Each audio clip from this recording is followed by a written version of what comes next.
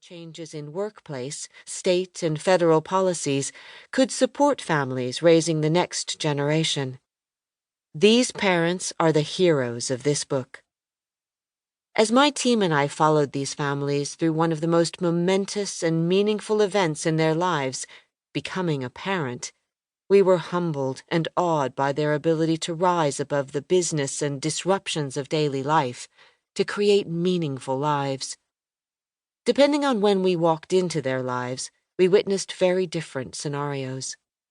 Sometimes we found them coping well with their newborn, but facing tremendous obstacles as they transitioned back to work.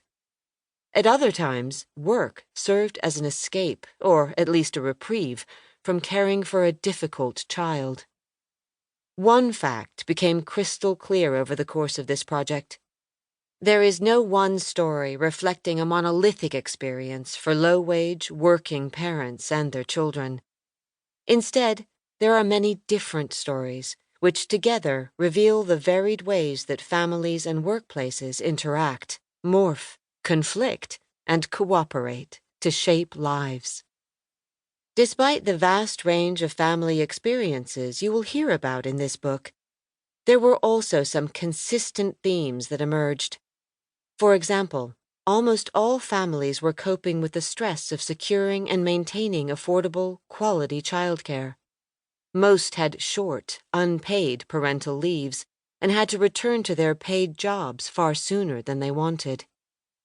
Yet nearly all expressed having a new sense of purpose in life, feeling a deep sense of responsibility for this new child, and also feeling new hope and excitement. All the stories shared in this book provide lessons about how to cope effectively during this stressful transition. More importantly, they provide lessons about the ways in which workplace policies and conditions could be changed to support new parents and the healthy development of their children. Finally, I hope these stories challenge us all to rethink our values regarding the attention and care we give to both parents and children in our society, and recognize that under the right conditions, parents do not have to feel torn between work and family, but rather enriched by both. As I was finishing this book, the world was hit with a pandemic the likes of which had not been seen for nearly a century. The financial hardships brought on by COVID-19 have fallen most heavily on low-income workers, who are the least able to withstand the financial shock. Many of the families who participated in this project are suffering. Those I talked with during the early months of the pandemic were receiving unemployment and limping along, but many were concerned that their benefits would expire before they were able to return to work. In these circumstances, the dire need to have a job eclipsed any discussion of job satisfaction or supports.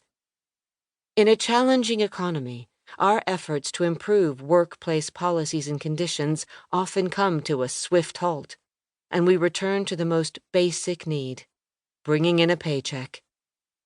However, we must not be short-sighted. We need to remember that the next generation, who are children now, are being shaped by the financial and work challenges facing families at this very moment. What we do to support low-wage workers, hit the hardest by this event, will be critical for the health and well-being of working parents and their children. Chapter 1. They sure don't make it easy for parents. Low-income, working parents and their children. I first met Maria in September 2009. The young woman who greeted me at the door that day was obviously pregnant, and with her long black hair, glowing skin, and Beyoncé t-shirt, looked all of 16 years old. I knew from our phone screening, however, that Maria was 21, and in her third trimester of pregnancy. As I walked into the kitchen, the smell of breakfast and the murmurings of comfortable conversation filled the air.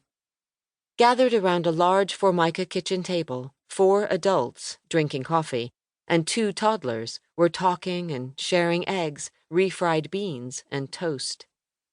The room fell silent as I entered. Maria quickly